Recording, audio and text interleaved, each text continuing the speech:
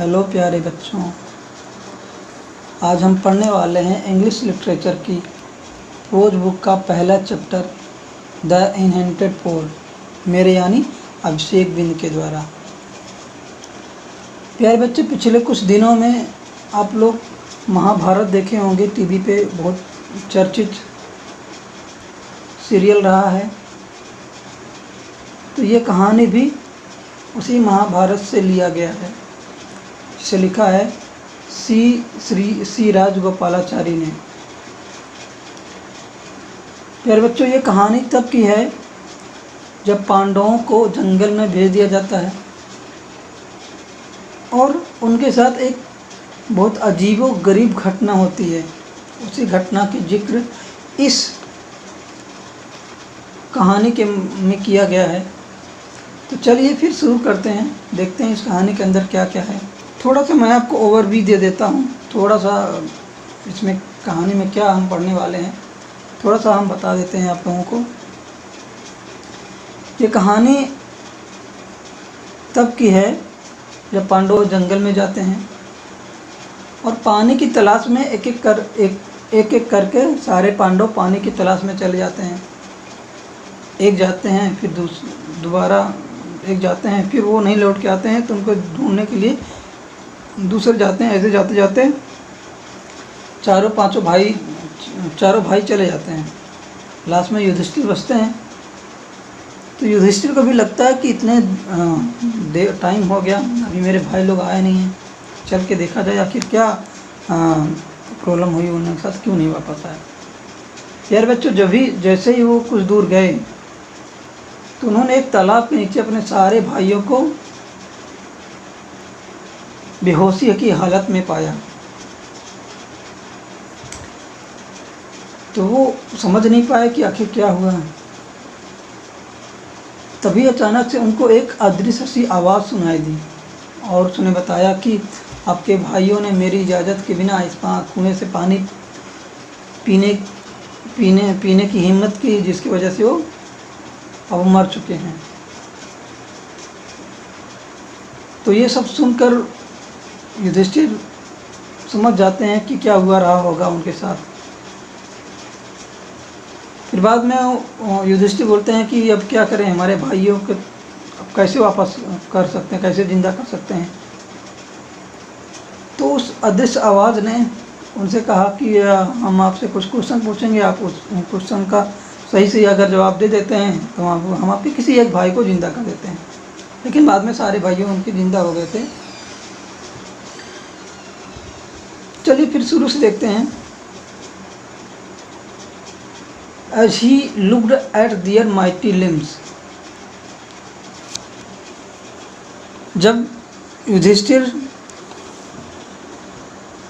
जब उसने यानी खुद युधिष्ठिर के बारे में बोला जा रहा है, उसने उनकी मतलब अपने भाइयों की बलशाली भुजाओं को देखा। As he looked at their mighty limbs, now so helpless, जब युधिष्ठिर ने अपने भाइयों की बलशाली भुजाओं को देखा जो कि बहुत असहाय हो चुके थे। Wondered who could have been powerful enough to kill them, वह आश्चर्यचकित हो गए कि इतनी साहस, इतनी शक्ति किस में आ गया जो मेरे भाइयों को मार सका। आश्चर्य हुआ कि इतना बलशाली कौन हो सकता है जो इन्हें मार दे। वही मतलब कि वो नहीं समझ पा रहे हैं कि इतना शक्तिशाली कौन हो गया जो उनके भाइयों को मार सकता है। Then he too descended into pool, तब बहुत प्यास के कारण वह भी तालाब की ओर जाने लगे। Draw two the water by the over thrusting, मतलब बहुत ज़्यादा प्यासी होने की वजह से वह भी उसी तालाब की तरफ चलने लगे। तभी at once voice without form warned, एक आवाज़, विदाउट फॉर्म मतलब जिसका कोई आकार नहीं था, उसी की एक चेतावनी भरी आवाज़ आई। आवाज़ क्या थी? Your brothers died because they did not heed my words, तुम्हारे भाई मर गए हैं। उन्होंने मेरी आवाज़ पर ध्यान नहीं दिया।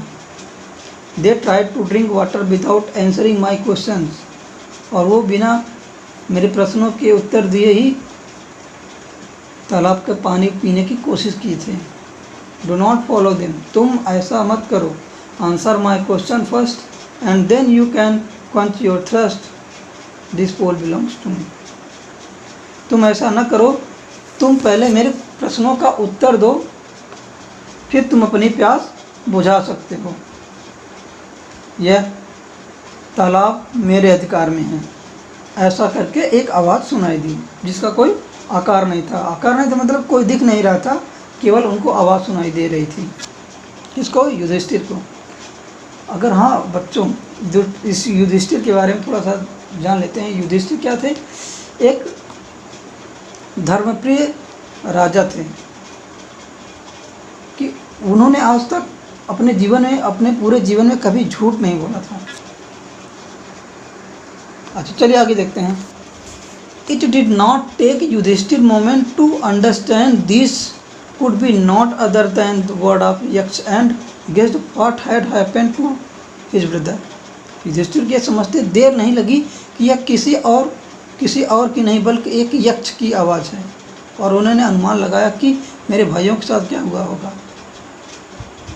तो यक्ष क्या है? ऐसा चीज़ जो बिना आकार के हो और केवल आवाज़ सुनाई दो, उसको यक्ष कह सकते हैं। क्या हुआ कि युधिष्ठिर को ये बिल्कुल समझने में देर नहीं लगी कि यह आवाज़ यक्ष की है और उनके भाइयों के साथ क्या हुआ होगा। उन्होंने तुरंत अनुमान लगा लिया। It took him no time to see a possible way of bringing them back to life, और उन्हें यह भी समझने में देर नहीं लगी कि उन्हें जीवित कैसे किया जा सकता है। He said to bodiless voice, तो उन्होंने उस अदृश्य आवाज़ से कहा, प्लीज़ आस्क योर क्वेश्चन, कृपया आप अपना प्रश्न पूछिए। The voice put questions rapidly one after another, तब वह आवाज़ एक के बाद एक लगातार क्वेश्चन पूछना शुरू कर दिया। देखिए क्या क्या उसके क्वेश्चन थे। What rescue man in danger, खतरे में इंसान को क्या बचाता है? तो उन्होंने क्या आंसर दिया? करेज। करेज मतलब बच्चों साहस। सही बात है। अगर आप कभी खतरे में रहते हैं तो आप अपने साहस से उस खतरे से बहुत ही आसानी से बाहर निकल सकते हैं। अच्छा, उसका अगला क्वेश्चन क्या था? By the study of which science does man become wise. अच्छा, यहाँ साइंस का मतलब किसी ज्ञान से या किसी ग्रंथ से लिया गया है, या किसी ग्रंथ को कह सकते हैं। By the study of which science does man become wise, कौन सा ऐसा ग्रंथ है जिसे पढ़कर आदमी बुद्धिमान बन सकता है? तो उन्होंने आंसर क्या दिया? शास्त्र does not man become wise, it is associated with great in wisdom that he get wisdom। इंसान किसी भी ग्रंथ को पढ़कर बुद्धिमान नहीं बन सकता, बल्कि वह बुद्धिमत्ता के संगत में रहकर बुद्धिमान बन सकता है। मतलब बच्चों ये कि इंसान किसी किताब को, किसी ग्रंथ को पढ़कर उतना बुद्धिमान नहीं हो सकता जितना कि वह किसी बुद्धिमान व्यक्ति के साथ रहने से हो सकता है।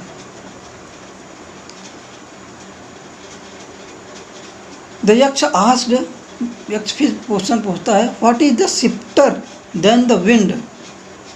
यक्ष का दूसरा प्रश्न क्या था? हवा से भी तेज क्या है? तो युधिष्ठिर ने रिप्लाई किया, माइंड, कि मस्तिष्क क्या है? हवा से भी तेज चलने वाली चीज़ है। What is more faded than dried straw, मतलब सूखी से घास भी मुरझाया हुआ क्या है? ए सहारो स्ट्रिकेन हर्ट, दुख से भरा हुआ हृदय। दुख से भरा हुआ हृदय घास से भी मुरझाया हुआ है, ऐसा युधिष्ठिर ने आंसर दिया। What be friend a traveller, एक यात्री का मित्र कौन होता है? तो उन्होंने क्या बताया? लर्निंग, ज्ञान। सही बात है बच्चों कि अगर आप कहीं जा रहे हैं तो उसके बारे में पहले पूरी स्टडी करके जाइए, तब आप वहाँ पे अगर किसी परेशानी में होते हैं तो नॉलेज ही आपको क्या कर सकता है, उस परेशानी से निकाल सकता है। Who is the friend of one who stay at home, घर पर रहने वाले का मित्र कौन होता है? द वाइफ, उन्होंने कहा पत्नी, घर पर रहने वाले का मित्र पत्नी होती है। Who accompanies a man in death, मृत्यु के समय आदमी का साथ कौन देता है? Dharma, dharma that along accompanies the soul in its solitary journey after death, धर्म ही एक ऐसी वस्तु है जो मृत्यु के बाद आत्मा के साथ जाता है। देखिए कितने सुंदर विचार धर्मराज युधिष्ठिर के थे, इसीलिए तो उनका धर्मराज कहा जाता है। विच इज़ बिगेस्ट वेसल्स, सबसे बड़ा जलाशय क्या है? वेसल का मतलब यहाँ पर जलाशय से लिया गया है। सबसे बड़ा जलाशय क्या है? The earth which contain all with in itself is the greatest vessel. तो उन्होंने उत्तर क्या दिया? पृथ्वी जो सब कुछ अपने अंदर लिए हुए है, सबसे बड़ा जलाशय है। व्हाट इज़ हैप्पीनेस, खुशी क्या है? तो उन्होंने आंसर दिया, happiness is the result of good conduct, खुशी अच्छे आचरणों का परिणाम है। ये बात बच्चे, अगर आप लोग किसी के साथ अच्छा व्यवहार किए हैं, अच्छा आचरण किए हैं, तो उसका रिजल्ट आपको बहुत खुशी देगा। What is that bye given up which man become loved by all, वह क्या है जिसको छोड़ने पर इंसान सबका प्यारा बन जाता है? सोचिए बच्चों, कौन सी ऐसी चीज़ है जिसको अगर आप छोड़ देते हैं सबके लिए प्यारे बन जाते हैं? चलिए आइए देखते हैं धर्मराज युधिष्ठिर का क्या आंसर रहा होगा। Pride for it man give up being proud, he will be loved by all. घमंड, अगर हम घमंड छोड़ दें, तो उन्होंने क्या कहा? घमंड, अगर हम घमंड छोड़ दें तो सबसे प्यारे बन जाएंगे। What is the loss yield join the not sorrow, अगला क्वेश्चन क्या था? वह कौन सा घाटा है जो दुख नहीं खुशी देता है? ऐसा कौन सी चीज़, ऐसा कौन सा लॉस है जिसे लोग खो देने पर, जिस पे घाटा हो जाने पर लोग खुश होते हैं? जनरली घाटा होने पर लोग दुखी होते हैं, लेकिन ऐसा कौन सा चीज़ है जिसका घाटा होने पर लोगों को खुशी होती है, खुशी हो सकती है? देखिए क्या होता है? Anger, if we give up being anger we will no longer the subject to sorrow. क्रोध, अगर हम क्रोध छोड़ दें तो हम कभी दुखी नहीं होंगे। तो उन्होंने इस तरह से आंसर दिया। अगला क्वेश्चन क्या था? What is that by giving up which a man become rich, वह क्या है जिसे छोड़कर इंसान धनी बन जाता है? तो उन्होंने क्या आंसर दिया?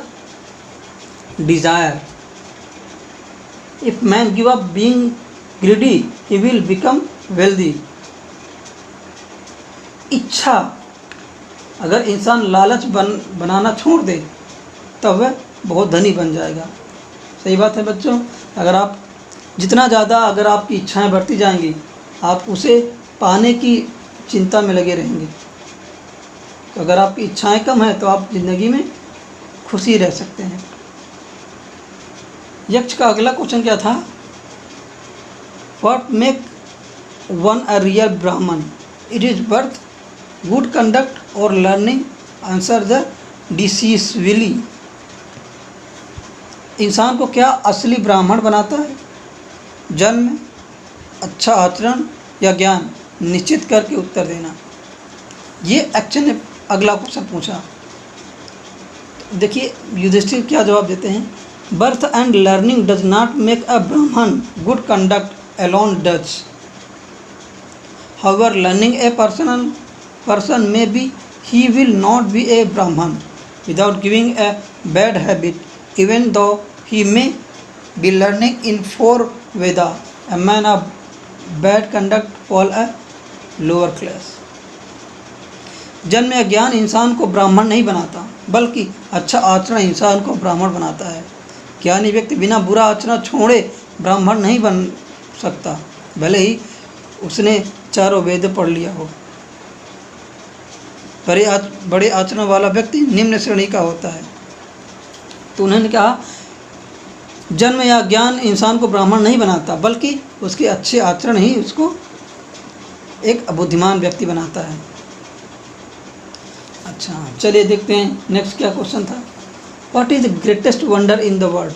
उसका अगला क्वेश्चन क्या था कि दुनिया का सबसे बड़ा आश्चर्य क्या है। Every day man see create depart to Yama kingdom and yet those who remain went to life for ever. तो युधिष्ठिर ने क्या जवाब दिया कि दुनिया का सबसे बड़ा आश्चर्य यही है कि लोग जानते हैं कि हमको एक दिन मरना है, लेकिन फिर भी जीने की चाहत में लगे रहते हैं। यह सबसे बड़ा आश्चर्य उन्होंने बताया। इसी प्रकार यक्ष के कई प्रश्नों के पूछा और युधिष्ठिर ने सभी प्रश्नों का उत्तर दिया। Thus the Yaksh put many questions and Yudhishthir answered them all. ढेर सारे क्वेश्चन का आंसर युधिष्ठिर बहुत ही विवेकतापूर्ण उस यक्ष को दिए। In the yaksha asked, last में यक्ष क्या बोला, O king, one of your dead brothers can now be revived. तो अंत में यक्ष खुश हो गया और खुश होकर बोलता है कि राजा, मैं तुम्हारे मरे हुए भाई में से किसी एक को जीवित करना चाहता हूँ। Who do you want to come back to life. तुम किसे जीवित करना चाहते हो। It took Yudhishthira a moment to think, and then he wished that he could complexioned, lotus-yielded, broad chest and long arms, Nakul laying a fallen ebony tree might rise. कुछ क्षण सोचकर युधिष्ठिर ने कहा कि वह बादल रूपी कमल नयन, चौड़ी छाती वाला तथा लंबी भुजाओं वाले नकुल को एक बानस की तरह गिरा हुआ है जो जीवित करना चाहते हैं। कुल मिलाकर उन्होंने कहा कि हम नकुल को जिंदा करना चाहते हैं,